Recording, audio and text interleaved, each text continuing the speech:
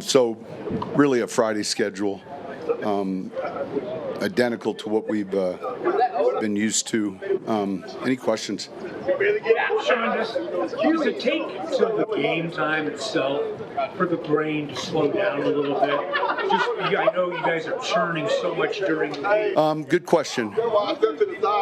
I think when the game begins, then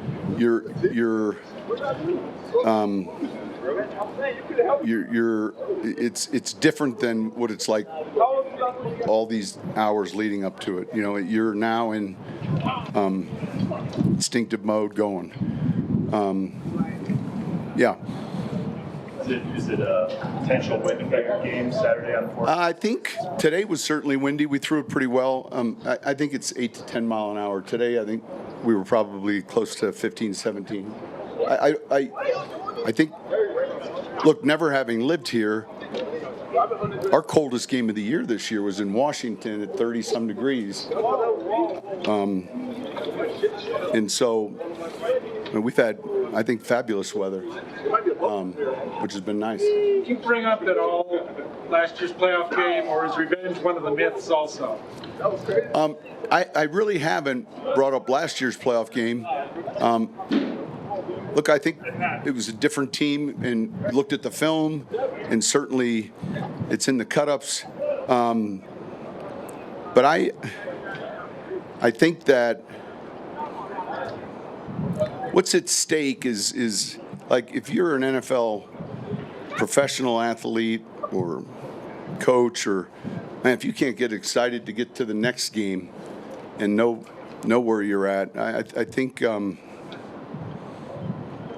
I think our focus is more on the things that we know to be true and making sure we're trying to practice those in these 3 days. What we know to be true, turnovers, what we know to be true, the fundamentals, what we know to be true early on. Those are the things that we can control, and I think that that's really been more the focus, and that's a good question. But let's say we were playing a team that had beaten us this year, then it might be a little, but it's a different team, than last year. The Bills' defense, statistically lopsided. They're very good against the pass, not very good against the run. How does that dictate your game versus what you want? Well, what's interesting, and this is, Sean's done a great job. When we talk about complementary football, there are a few things that are unique. The opponent's averaging 9 drives. And so, man, if their offense is possessing the ball with the run and the pass, and then, like, we looked at the red zone tape, and there's less red zone snaps because they haven't, and so time of possession, like there are a number of things that they do well together. They're going to stay on top. They'll pressure you. And so how do you counteract that? The early down efficiency is going to be really important. Sean, can you get a sense of your team's excitement or enthusiasm as anticipation the game's finally here? So to the fan, I still was over KOA. So that's the norm.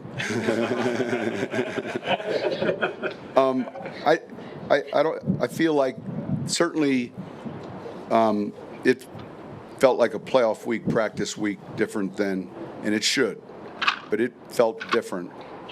And I think, they get it. And so, yeah, but you're in that early portion of the process, and so, it's a great opportunity, Sean, you made the comment last year, still a little bit of Ferris Bueller in info that you have to work. No, I like it, though. I like it. Where are you in that process now? No, it's fantastic. Man, he's so eager to learn. It's,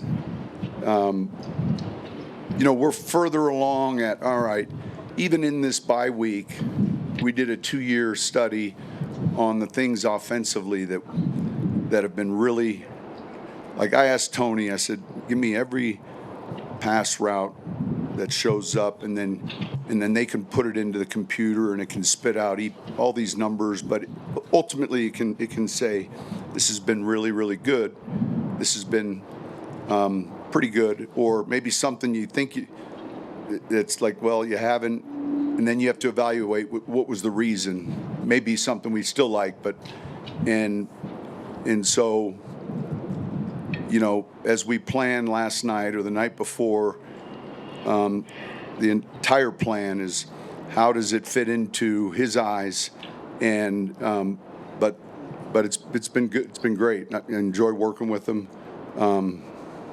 One of the great things about our job is you stay young because you're working with young people, and yeah, I'm glad he's ours.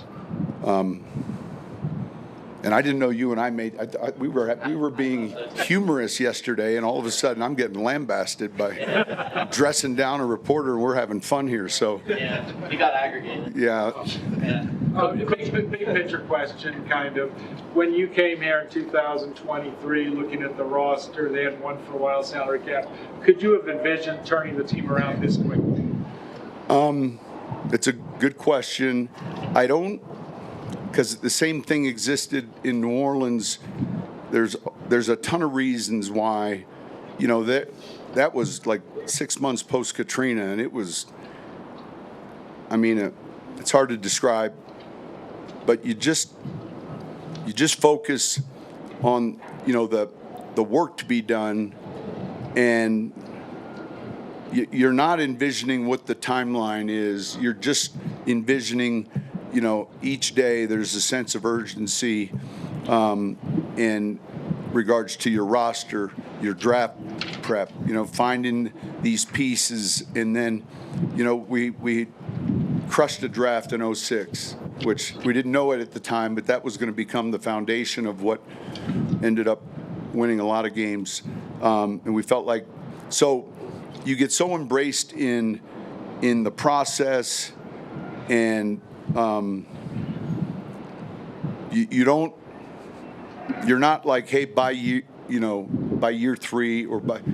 So to answer your question, like look, we played the preseason that year, and I think we lost all 4 games. And after the 4th loss, I told Loomis, I don't know that we're going to win a game this year. And you know, we beat Cleveland week 1 in a close game, and then beat Green Bay, and then won another, and then ended up being the 2 seed. And so much can happen with a team. There are these like pivotal moments that can really matter.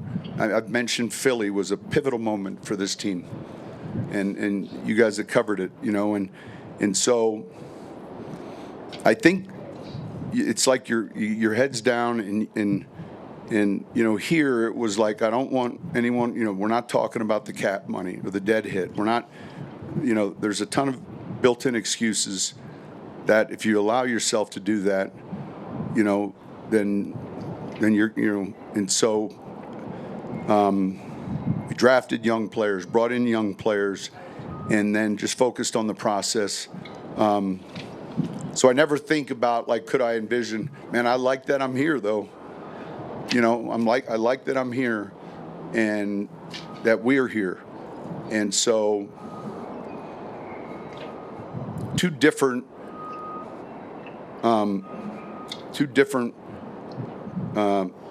starts, 2 different places, and yet obstacles, you know, with both. And that's the deal. If you're getting hired new by somebody, it's probably because there's some challenges, you know. You're you know, there's not that perfect job where you walk into. So but it's still finding the right people. Like George, and our relationship, man, is, I can't say enough about just working with him. Like, and it was like, I don't know that always exists in our league. You know, so when you get that triangle, and then you get the ownership triangle, then obviously you have to find a quarterback. But I enjoy daily working with him, and he still spells his last name kind of messed up, but yeah. You've been this maybe along the same lines, but you've mentioned driving home from Fox and kind of missing the euphoria. All of it. After and being in these high stakes moments, what is that like for you to be back in this? It's. And I shared. It's funny you brought that up. Yesterday I shared it with the players, and I said, "Look, that year away, man, is a big transition, and we're all sold on what retirement's going to be, and the lake somewhere with a fishing pole, and some companies selling you that, and it's a little overrated that way relative to having a purpose and getting up, and so that year out, man, very, very little mattered. Getting ready for the Sunday, where they're going to throw you a few easy questions, and you're going to have a narrative about the game, and then you stay, and then go home, but all the while, like, immediately you realize that racetrack is going. I've said this: you smell the gasoline, the lights are on, and you're like, man, there's nothing like that. And there's going to be a time where, and I said this to the players, there's going to be a time where all of us have to get off, but you know what? Not today. Not today. And so there's nothing like it. There's nothing like it. You talked a few weeks back about sort of the one-horn flip, when you're going through and watching film, Yeah. the competitiveness.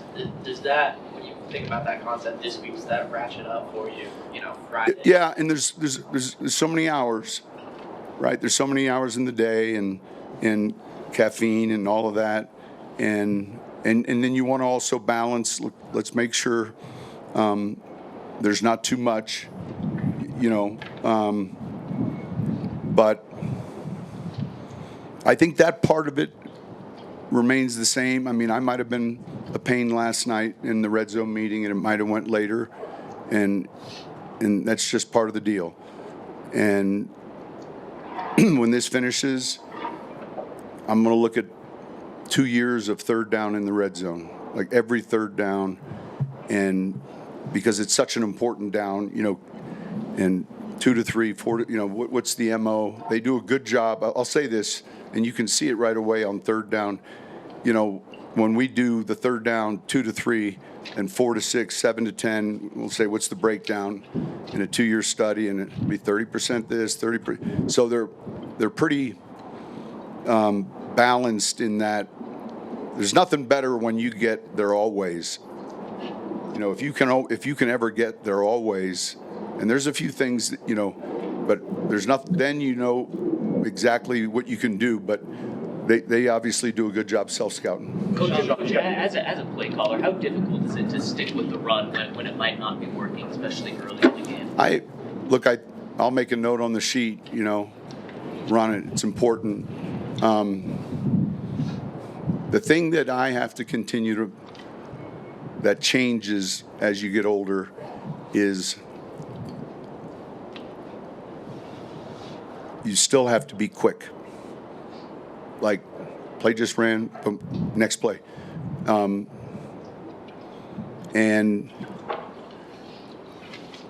I said this, look, when I was younger, like, we'd run a reverse on the 8-yard line, and I'd think nothing of it. And as you get older, you think about all the ramifications and so I have to also remove that, It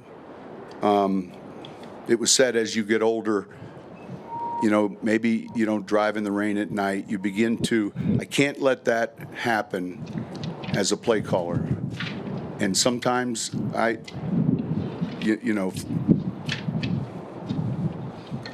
that's something that I have to mentally make sure it's quick. It's quick and decisive, and it's daring at the right time. Not reckless, but those are things that I find that are challenges compared to when I was 33 in New York or in my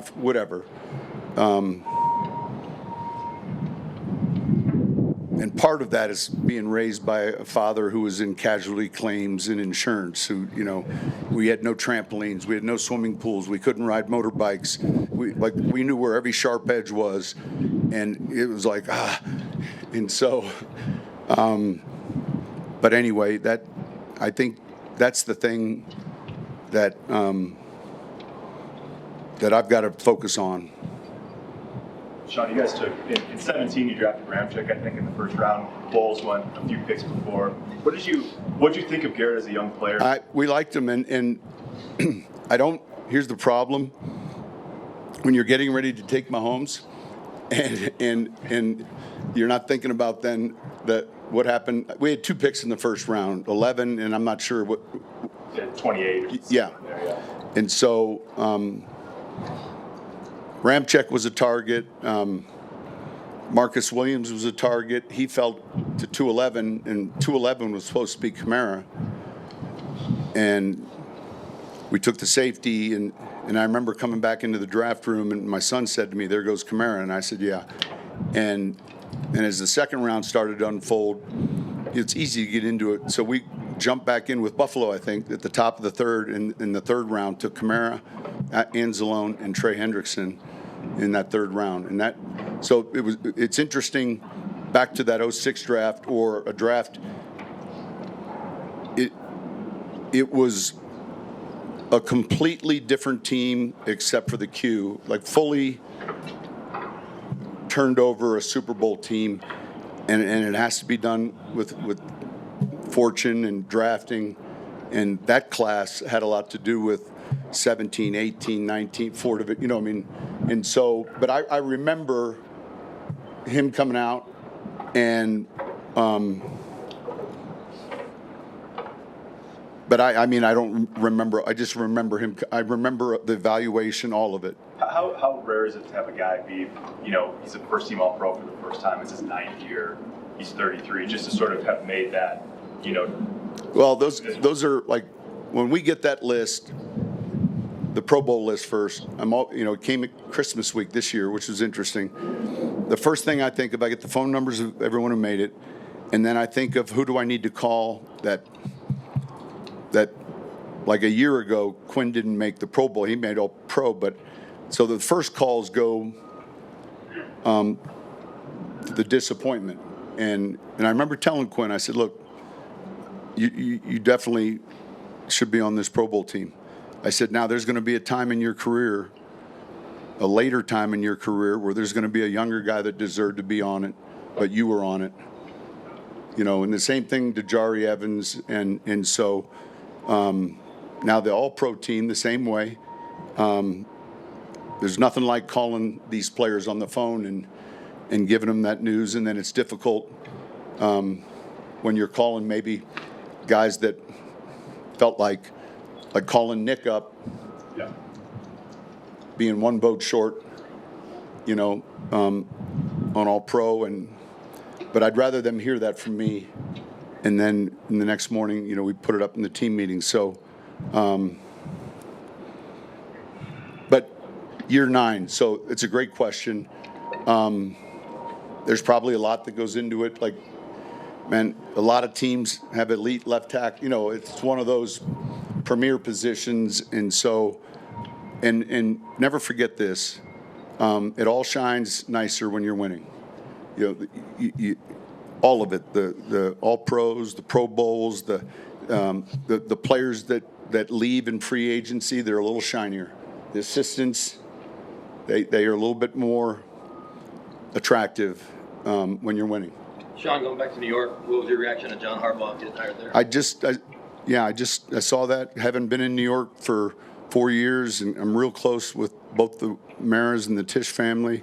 I'm excited for John. I consider him a close friend. Mike, the same way. It happened fast, and